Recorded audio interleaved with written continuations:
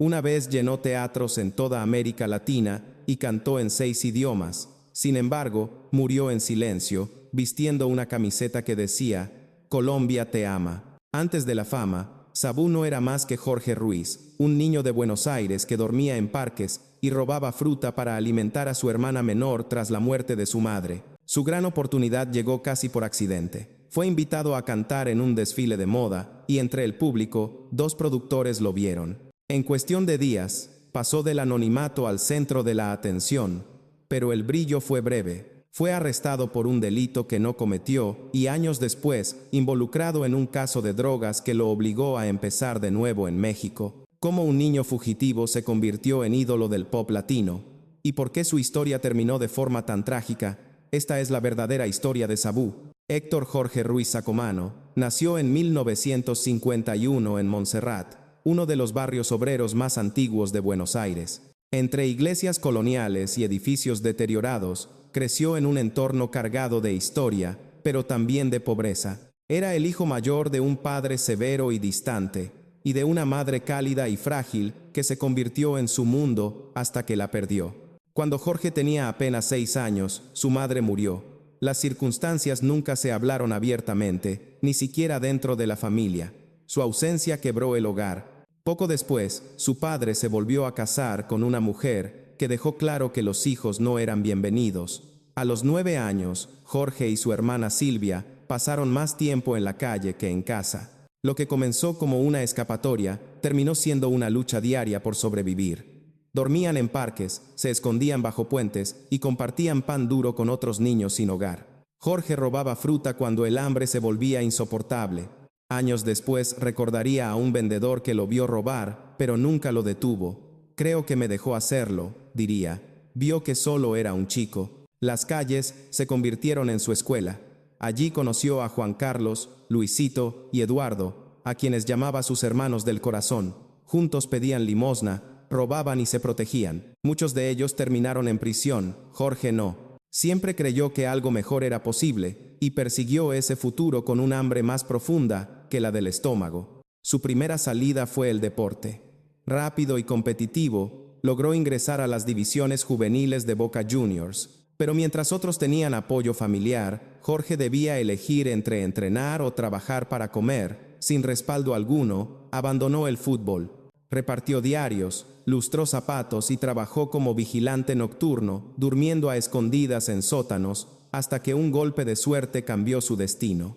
Un día, alguien le comentó que la casa de modas Modart buscaba jóvenes para su nueva línea de ropa. Jorge se presentó sin experiencia, pero su mirada intensa, su mandíbula firme y su porte natural llamaron la atención de inmediato.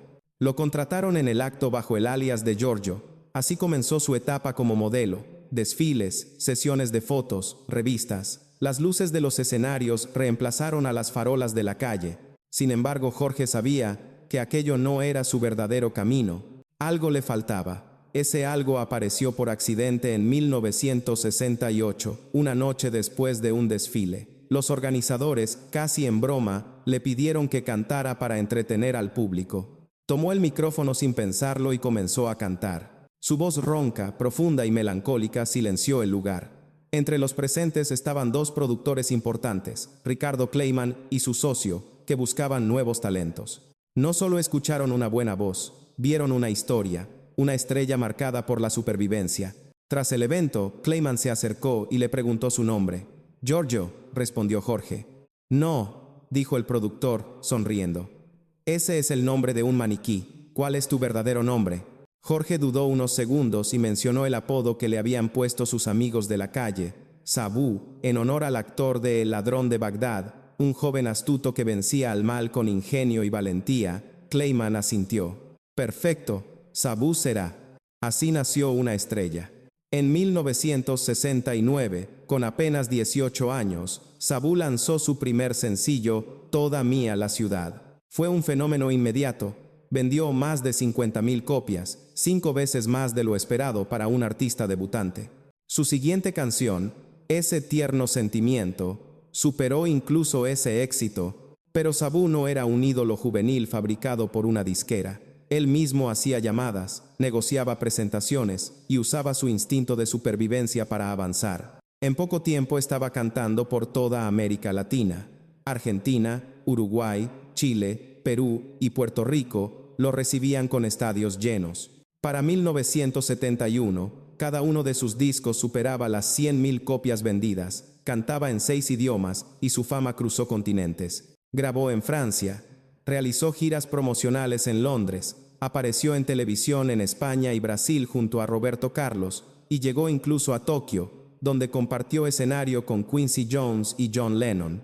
A los 20 años, Sabú vivía un sueño imposible para aquel niño que alguna vez robaba manzanas en las calles de Buenos Aires.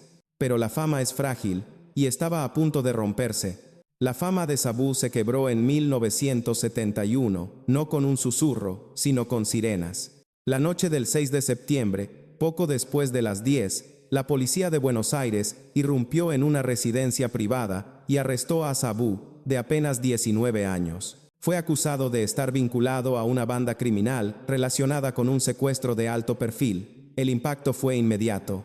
A la mañana siguiente, los titulares cubrían los periódicos. Ídolo pop, arrestado en escándalo de secuestro. Sus fans quedaron en shock. Su disquera guardó silencio. Su familia se mantuvo distante. Los hechos eran confusos, pero Sabú siempre había mantenido contacto con personas de su antiguo entorno callejero, algunas de las cuales habían caído en círculos peligrosos. No se encontraron pruebas directas en su contra, pero la sospecha bastó. Pasó 5 noches detenido en una celda policial. No era cárcel, pero casi. Para alguien que había dormido en parques y callejones, el suelo frío no era nuevo. Lo distinto esta vez era la vergüenza. Cuando fue liberado el 11 de septiembre, el comunicado oficial aclaró que no existían pruebas concluyentes para imputarlo. Sin embargo, el daño ya estaba hecho. Su imagen de joven limpio y ejemplar quedó manchada. Los patrocinadores se retiraron en silencio. Los programas de televisión pospusieron invitaciones. Los padres comenzaron a dudar de permitir que sus hijas lo siguieran. Sabú intentó defenderse en entrevistas. Admitió errores, pero negó ser un delincuente. Aún así, en la Argentina convulsionada de los años 70, el perdón no llegaba rápido. La prensa le asignó un nuevo papel, el ángel caído. A pesar de todo, siguió adelante. Grabó canciones, estrenó una película y realizó giras en el extranjero, tratando de reconstruir su relación con el público. Cuando parecía recuperar el equilibrio, llegó otro golpe. En marzo de 1978, fue arrestado nuevamente, esta vez por posesión de drogas. Los detalles nunca se hicieron públicos, pero el caso fue distinto. No solo fue interrogado, fue acusado. Recibió una condena de 1 año de prisión suspendida y una multa considerable. Evitó la cárcel, pero no los titulares. Esta vez, lo que se rompió fue su credibilidad. Las radios dejaron de pasar su música, la televisión dejó de llamarlo, los proyectos se congelaron, el público empezó a darle la espalda. Argentina, el país que lo había elevado, se volvió frío. Sabú empacó sus maletas y se fue. Primero a Nueva York, intentando desaparecer entre la multitud, luego a Puerto Rico, donde aún conservaba algo de su brillo. Pero el lugar que realmente le ofreció una segunda oportunidad fue México. Allí, lejos del escándalo argentino, Sabú comenzó a reconstruirse, no solo una carrera, sino una vida. Sin embargo, aquellas 2 detenciones lo marcaron para siempre. Incluso en sus momentos de éxito, vivía con la certeza silenciosa de haber perdido algo esencial: la inocencia ante el público. A comienzos de los años 80, la reinvención de Sabú encontró su verdadero punto de partida en México. Tras años de silencio y giras esporádicas, firmó un contrato exclusivo con Melody Records, el sello musical de Televisa. No era solo un acuerdo discográfico, era un salvavidas. México estaba dispuesto a recibirlo no como una estrella caída, sino como la voz madura de la balada romántica latinoamericana. Sabú no desaprovechó la oportunidad. Grabó sencillos que dominaron la radio, como Quizás sí, quizás no y Fiebre de ti. Ambos se convirtieron en éxitos masivos en México y Centroamérica, sonando en telenovelas y programas de variedades, pero su ambición iba más allá de relanzar su carrera. Veía una industria musical dura y desprotegida, especialmente para los jóvenes artistas. Por eso fundó Sabú Producciones, desde donde comenzó a trabajar como productor y mentor, Su colaboración más conocida fue con Lupita D'Alessio, una artista poderosa, pero emocionalmente vulnerable. Sabú la tomó bajo su ala, definió su sonido y produjo el álbum más importante de su carrera. La relación pronto trascendió lo profesional. Se convirtieron en amantes. Dos artistas intensos, marcados por heridas profundas, unidos por una pasión creativa que era tan brillante como destructiva. Juntos crearon canciones cargadas de emoción, pero esa misma intensidad terminó volviéndose tóxica. Las discusiones crecieron, la confianza se rompió, y la relación terminó de forma definitiva, tanto en lo artístico como en lo personal. Sabú nunca habló públicamente de la separación, pero quienes lo conocían notaron que nunca volvió a trabajar con nadie con la misma cercanía. Poco después, a mediados de los años 80, conoció a Josefina Gil, cantante argentina radicada en México y exintegrante de las Hermanas Gil. A diferencia de Lupita, Josefina evitaba los escándalos y llevaba una vida tranquila, dedicada a su hija Faye. Sabú se sintió atraído por esa calma, por su comprensión y su elegancia. Su relación fue una sanación lenta. En noviembre de 1987, se casaron en una ceremonia íntima, lejos de los reflectores. Josefina le dio algo que nunca había tenido: paz. Compartieron 18 años juntos, unidos por el amor y la música, aunque no sin silencios y distancias. Sabú nunca tuvo hijos propios. Su relación con Faye fue cordial, pero distante. Aún más doloroso fue el enfriamiento del vínculo con su hermana Silvia, la niña a la que había protegido en las calles de Buenos Aires. Con el tiempo, cada encuentro fue más frío, como si el pasado pesara demasiado. Así, Sabú volcó toda su energía en lo único que nunca lo traicionó: la música. Produjo discos, realizó presentaciones selectas y siguió formando talentos. Su casa en México se convirtió en un refugio creativo. Por primera vez había dejado de huir. Y entonces, cuando muchos creían que estaba desaparecido, Sabú regresó. Para 1991, Sabú llevaba casi una década fuera del radar. Muchos pensaban que había desaparecido, pero en realidad estaba esperando el momento correcto, la canción correcta y el lugar correcto. Ese lugar fue Colombia. Invitado al prestigioso Festi-Buga, Sabú volvió a pisar un escenario frente a un público que jamás lo había olvidado. Abrió el concierto con un nuevo sencillo: ¿Con quién vas a pasar esta noche? En segundos, la multitud estalló. No era solo nostalgia, era una resurrección. Su voz seguía intacta, más profunda y rica, marcada por los años y las cicatrices. Ya no era el ídolo juvenil de los 60, sino una leyenda que regresaba del exilio. El éxito en Colombia reavivó su carrera.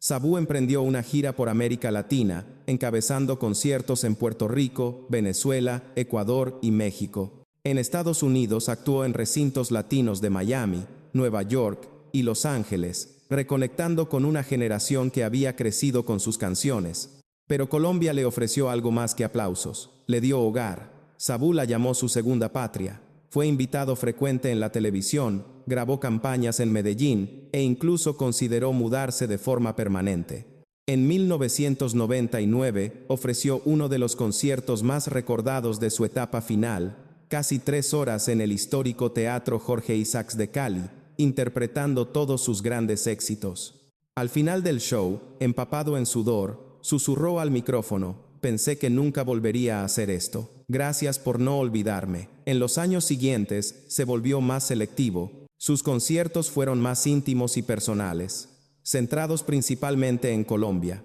donde el cariño del público nunca disminuyó. En 2004, ofreció una de sus presentaciones más emotivas en Memorias Vive, un pequeño recinto cultural. Sin orquesta ni luces, solo Sabú y un micrófono, cantó durante casi 3 horas. Compartió recuerdos de su infancia, habló de su madre, de amores perdidos y de arrepentimientos. Aquella noche fue más que un concierto, fue una despedida silenciosa. El 7 de mayo de 2005 subió al escenario en Quito, Ecuador, para lo que sin saberlo sería su última presentación pública. Se le notaba cansado, con movimientos lentos, pero el alma seguía intacta. En julio comenzó a quejarse de un dolor persistente en el cuello. Pensando que era un problema menor, los médicos programaron una cirugía cervical. La operación fue exitosa, pero poco después, algo cambió. Perdió peso, respiraba con dificultad y su energía se apagaba rápidamente.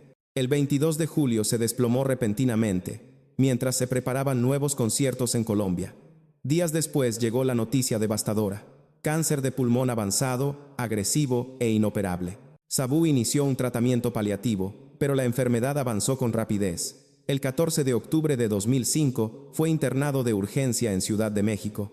Apenas podía hablar. Vestía una camiseta blanca, regalo de sus fans en Medellín, con una frase sencilla: Sabú, Colombia te ama. El 16 de octubre de 2005, a las 10:30 de la mañana, Héctor Jorge Ruiz murió acompañado de Josefina. Tenía 54 años, sin fortuna, sin gira de despedida, pero con una voz y un legado imposibles de borrar. Tras la muerte de Sabú, Josefina Gil conservó sus cenizas durante un tiempo en México y luego las llevó de regreso a Argentina, el país que le dio su primer aplauso y también su primera herida. Allí descansó finalmente aquel niño de Montserrat que había conquistado un continente entero con su voz. El 5 de noviembre de 2005 se celebró en México un partido de fútbol benéfico en su honor, destinado a recaudar fondos para niños con cáncer.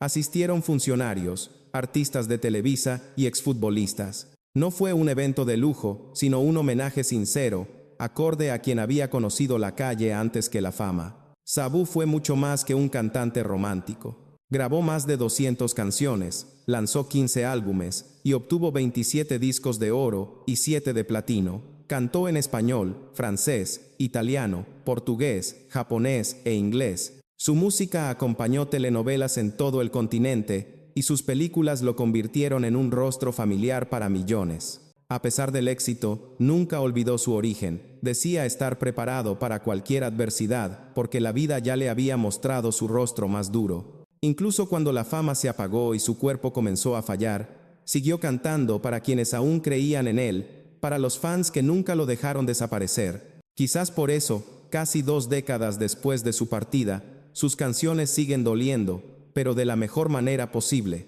porque nacieron de la verdad, de la calle, del amor, del error, del perdón y de la supervivencia. ¿Recuerdas la primera vez que escuchaste Vuelvo a vivir, vuelvo a cantar o Pequeña y frágil? ¿Qué significaron esas canciones para ti? Comparte tus recuerdos de Sabú, porque historias como la suya solo siguen vivas mientras alguien las cuenta. Y si este viaje te hizo sentir algo, no olvides suscribirte y acompañarnos en más historias nunca contadas de las estrellas que lo dieron todo, incluso cuando eso les costó la vida.